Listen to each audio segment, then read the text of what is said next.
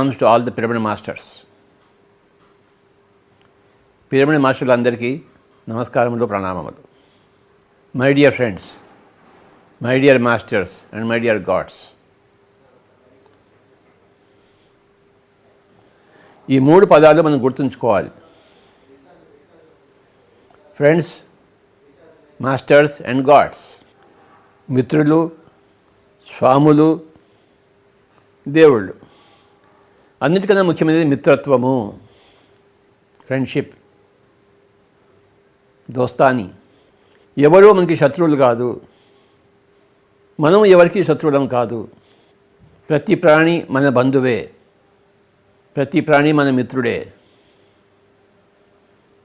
ప్రతి ప్రాణితోనూ మిత్రత్వమే. అమెరికాలో మినియాపాలిస్లో జ్యోతి మేడం అని ఒక గ్రేట్ మాస్టర్, మన పిరమిడ్ మాస్టర్ ఉన్నారు. ఆవిడ ఏం చేస్తుందంటే, తన ఇస్త్రీ పెట్టెతో, తన స్టవ్తో, తన వెంటిలేటర్తో, తన ఎయిర్ కండిషనర్తో ఆవిడ దోస్తాన్ని చేస్తుంటుంది, ఫ్రెండ్షిప్ చేస్తుంటుంది. ఆవిడ తన ఫ్రెండ్షిప్తో ఈ అన్ని వస్తువులతో మిత్రత్వం నేర్పి ఆ వస్తువులను సరిగ్గా వాడుకుంటాను. ఏదైనా వస్తువు చెడిపోతే ఆవిడ ఆ వస్తువుతో మాట్లాడుతుంది. నువ్వెందుకు నాకు అనవసరంగా నాకు శ్రమని ఇస్తున్నావు, నాకు సమస్యను క్రియేట్ చేస్తున్నావు, చక్కగా నువ్వు ఉండొచ్చు కదా, నా పని నన్ను చేసుకుని చేయొచ్చు కదా అని అనునయంగా మాట్లాడి ఆ స్టవ్తో, ఆ వాషింగ్ మెషిన్తో ఆవిడ తన పని తను చేసుకుంటుంది. అంటే మిత్రత్వంతో మాట్లాడి. డాన్ యువాన్ ఒక గురువు, ఆ డాన్ యువాన్ ఇద్దరు ఒకసారి అడవిలో వెళ్తుంటే ఒక పెద్ద పొడవుగా చెట్టుతో ఆ డాన్ యువాన్ గురువు చెప్తారన్నమాట, నీకు నా నమస్కారం అని చెప్పేసి. అప్పుడు ఆ పెద్ద చెట్టు ఇలా వంగి తాను కూడా నమస్కారం చేసింది. ప్రతి వస్తువు, ప్రతి చెట్టు, ప్రతి జంతువు, ప్రతి ప్రాణి అన్నీ గ్రహిస్తుంది, ఒక మానవుడు తప్ప.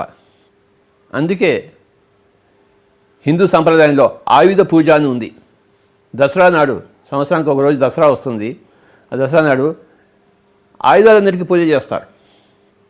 ఆయుధ పూజ అంటే మనం వాడే వస్తువులకి, ఉపకరణాలకి మనం సేవ చేయడం, మంచి భావాలు ప్రకటించడం. ఓ గాంధీవమ్మా, నేను నీకు పూజ చేస్తున్నాను, నీ యుద్ధం చేసేటప్పుడు నాకు బాగా సహకరించు. ఆయుధ పూజ అంటారు దీన్ని. మనసు పెట్టి చేసేదే పూజ, మనసు పెట్టి చేసేదే ప్రార్థన. మనసు పరిపరి విధాలు పోతూ శరీరంతో చేసేది పూజ కాదు, ప్రార్థన కాదు. మనసుతో చేసే ఫ్రెండ్షిప్పే ఫ్రెండ్షిప్. ఊరికే పెదవులతో చేసే ఫ్రెండ్షిప్ కాదు.